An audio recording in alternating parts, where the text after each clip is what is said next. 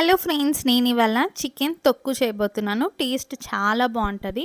చికెన్లో ఎప్పుడు రొటీన్గా కాకుండా ఇలా ట్రై చేయండి, టేస్ట్ చాలా బాగుంటుంది.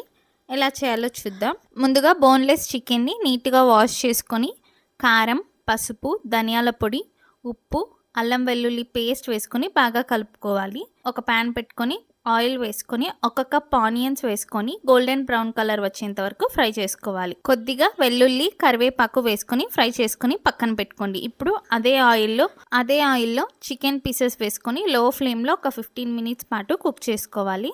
ఇప్పుడు చికెన్ పీసెస్ కుక్ అయిన తర్వాత మిక్సీ జార్లోకి వేసుకొని లైట్గా గ్రైండ్ చేసుకోండి. ఏ విధంగా చికెన్ పీసెస్ అవుతుంది. ఇప్పుడు ఇంకొక ప్యాన్ పెట్టుకొని కొద్దిగా ఆయిల్ వేసుకొని సోంపు, చికెన్, కొబ్బరి పొడి, మిరియాల పొడి, మనం ఫ్రై చేసి పెట్టుకున్న కరివేపాకు, వెల్లుల్లి, ఫ్రైడ్ ఆనియన్స్ వేసుకొని బాగా మిక్స్ చేసుకోవాలి. అంతే, ఎంతో టేస్టీ అయిన చికెన్ తొక్కు రెడీ. Thank you.